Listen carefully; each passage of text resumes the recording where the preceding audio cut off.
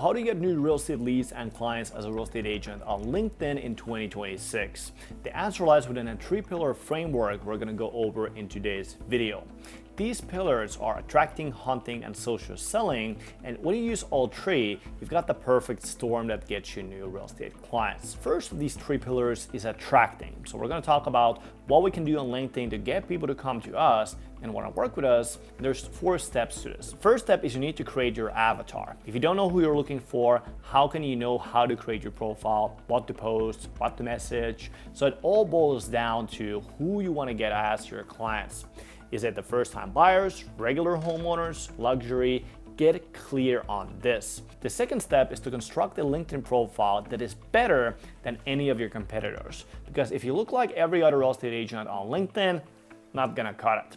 Now, my team and I have worked with hundreds of real estate agents over the past half a decade, one-on-one personally, all the way from top producing real estate agents in the whole country, all the way back to real estate agents that are just starting out. So I know that unfortunately, 99% of agents' profiles look exactly the same. You could not really separate the difference. So you really need to stand out if you want to be good at this. So we need to create the best profiles in the marketplace in your area that will really resonate with people you want to attract. A professional headshot picture of you as the profile picture, ideally outdoors, you're smiling, professional outfit. Cover picture with the local street, with the types of homes you want to be selling. And this taps into the psychological association bias and instantly creates an impression that you are the type of agent that sells these types of homes. A good headline as well. So the headline is the first thing people will read when they search for your profile on LinkedIn or go to your profile. So most agents completely ignore this. They just say a realtor on their headline, which is fine, but that's also something everybody else is saying. But if you want to take things further, your headline should explain what your service is, who is it for, what's the core benefit. For example, us and Realtor helping professionals upsize their forever home. Then in your profile, you've got something that's called About section. This is the section where you have the opportunity to comprehensively explain who you are, what you do, and what's the benefit. This is the thing, you have to get this right. And if you'd like to get the free template for exactly how to write your About section, just comment LinkedIn for real estate agents and I'll send that over for free. Now, once your profile is set, the next and third step is to start posting content. So tip number 1, aim to post at least 3 times a week. I know if I said 5 times a week or 7 times a week, you may get overwhelmed or do it 1 week and just fall out of it, never do it again. It's really better to be consistent and post less than set the bar too high as far as the volume goes, than not to do it at all. Because if you don't do it at all, you're just missing out on the core and most important part, or if you're using LinkedIn. So if right now you're using an AI or a software, or you have an assistant from Philippines posting your content, right, stop doing that, because number 1, it does not work. It doesn't do literally anything. But number 2, it actually destroys your profile and makes you look like a spammer.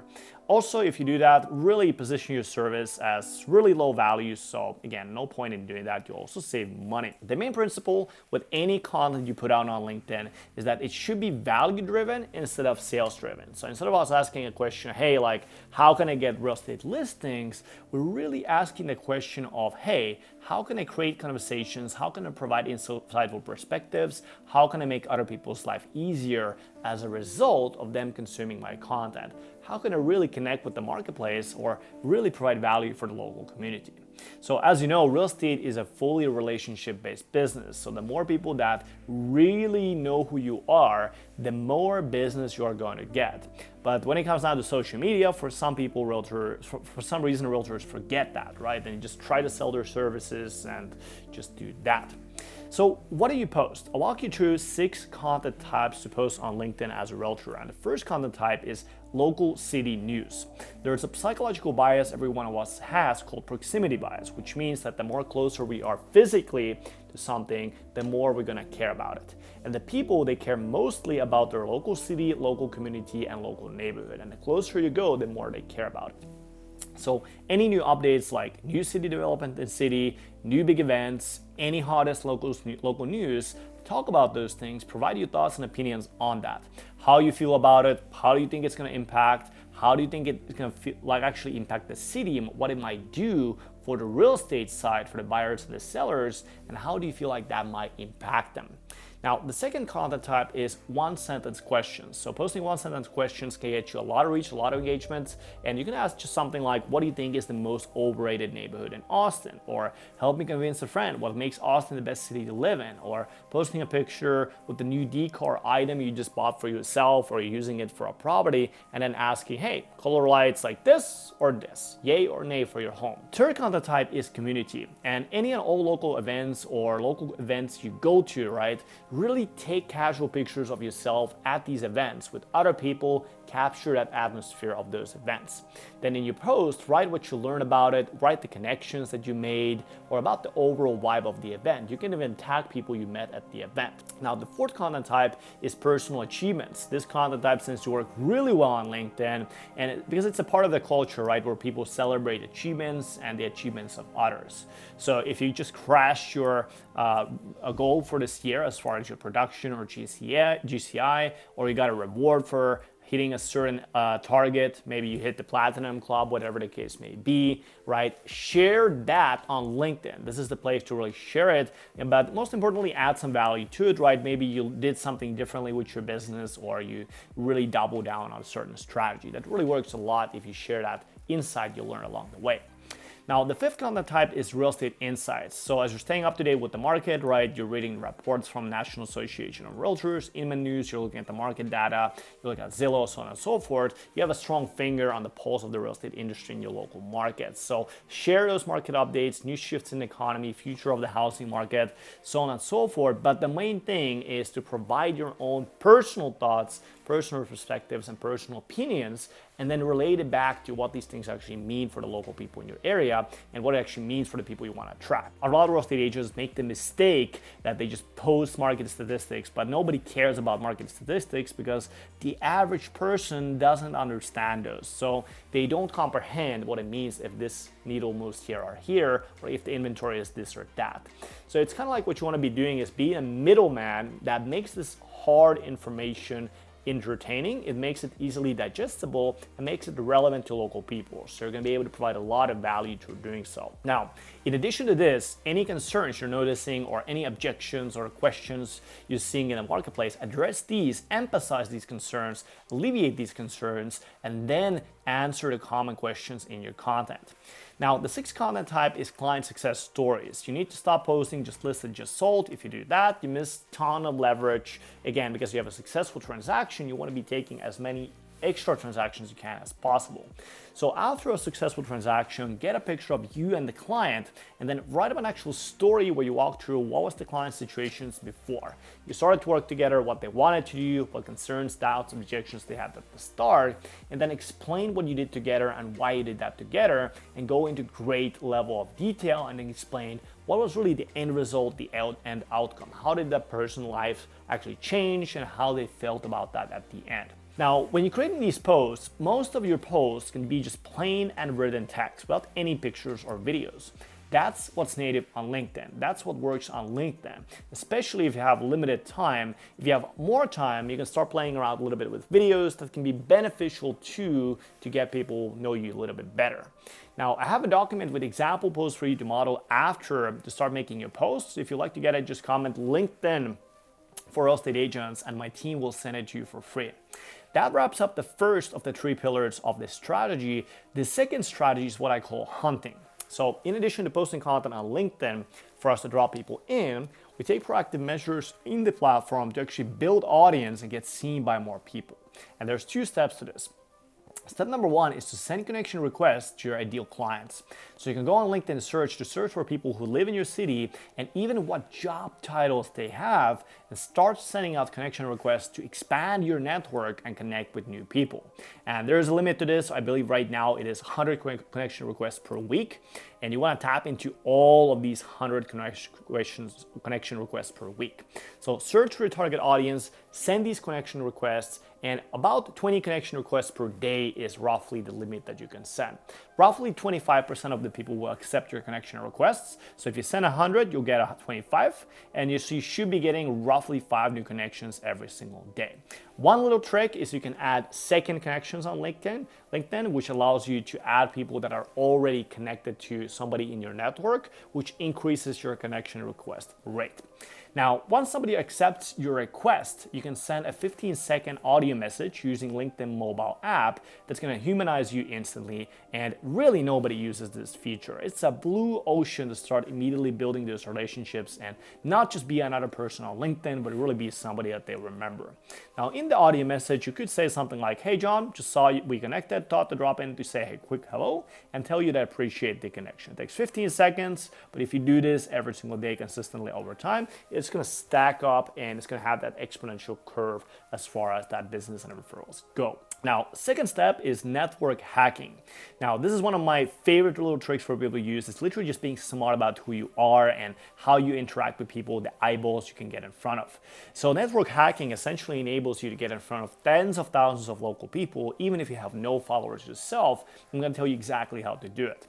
So step one is you want to find local people that have large audiences on LinkedIn that have a lot of views on their content. You might come across them naturally on your feed as you scroll through, or you can proactively search for these people. For example, there's obviously a lot of people that are posting this, and so when they're posting it, right, their content obviously just gets shown on your feed. You will automatically see it, but you can also search for it by going through different profiles, or maybe even try to do a targeted search if you don't know who these people are.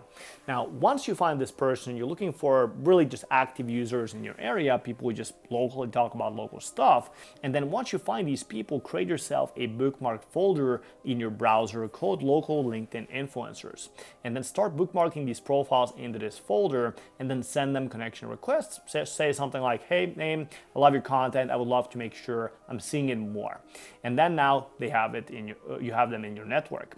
And now that you have these people bookmarked in the folder you created, you want to go ahead and check every day to see if there's any new posts and then comment on those posts. Leave a comment that acknowledges compliments and reflects on questions. So what do I mean by this? When I say acknowledge, you want to start your comment by acknowledging something that you liked about the post itself and why you liked it. So if I saw a post and I was like, "I love the part when you said this and this and this," and then you say whatever they said in the post, that's me acknowledging, and that's also me complimenting them. And people love to be complimented. Then you reflect on the topic after that. So you could continue and say, "I have found that," and then add your own personal experience. And then lastly, you want to question something to get them to respond back to you or to further the conversation. So you're saying, "I love your post, love when you said this, I've seen that this, what do you think about this?" And then you're basically leaving that comment, you're complimenting them, you're engaging them, and then you're saying, "Hey, can you engage back with me?" And what that's going to do is that if the person that's posted the post replies back to your comment, that's actually going to push your comment toward the top of that post. And so when you do this, you'll get in front of tens of thousands of locals again and again for free, and you start getting a bunch of inbound connection requests from people. So that wraps up the hunting pillar. The first two pillars, attracting and hunting alone, can already generate you a lot of clients as is. But when combined with the last pillar, your results will absolutely skyrocket. So for the last pillar for Framework for Realtors on LinkedIn is what I call social selling. So far, we've been building an audience with a plethora of tactics. And you may be wondering right now, well, how do we actually turn this into real business, real leads, real results, right? And the answer lies in social selling. This means that anytime somebody comments on your posts, anybody replies back to the comments, you leave on other people's posts, or anytime somebody becomes a new connection on LinkedIn, you want to start selling socially on private messages.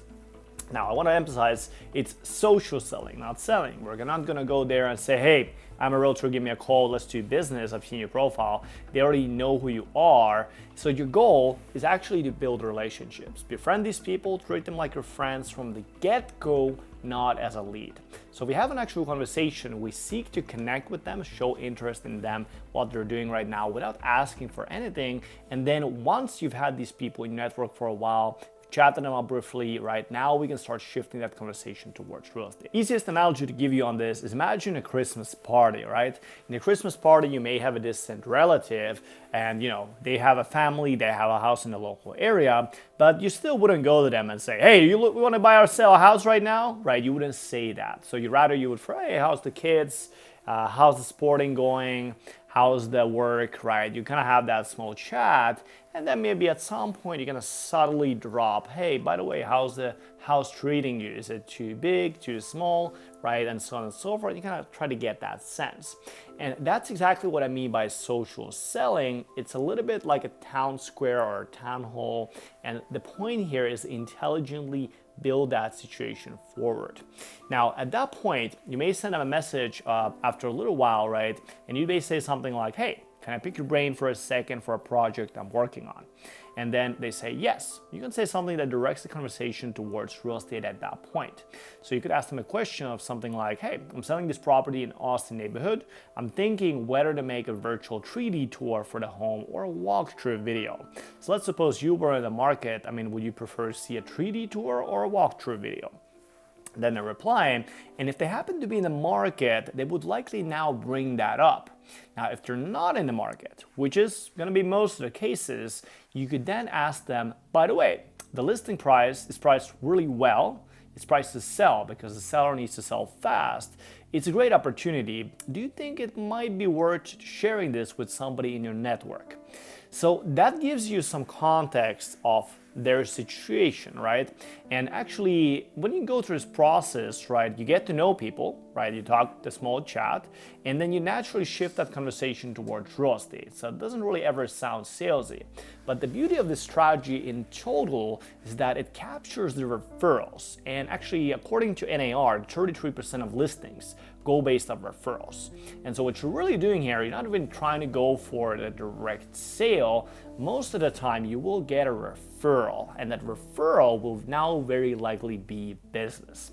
Now, if you want more copy-paste messaging scripts you can then use to send these people, to get them to open up, send you referrals, send you business, just comment LinkedIn for real estate agents and we'll send that to you for free, and really with full documentation about the notes, profile optimizations, content framework examples, and the messaging scripts. So everything is included in that document.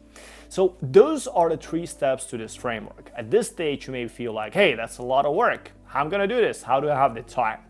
Now, in reality, this is actually simple, right? It doesn't cost any money, it's free, but it's also fast. It's gonna work really quickly. And all you have to do is to be smart and intelligent about your usage of your time. Because the first 5 minutes, you're gonna start by sending those connection requests, right? We have 5 minutes, we're gonna spend time doing that. Then we have 5 minutes of sending out those messages. Then we have 5 minutes of answering those comments or leaving those comments. And then 2 to 3 times per week, you create a post of your own.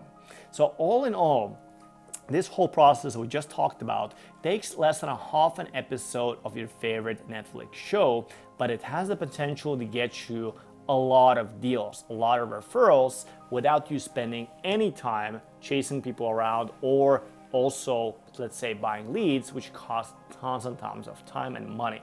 So if you want to really use this, the key thing about this is organization, allocating and blocking out that time and staying consistent with this. This is how you get clients on LinkedIn. If you also want to see how we get clients on Instagram, you can see this video right here next.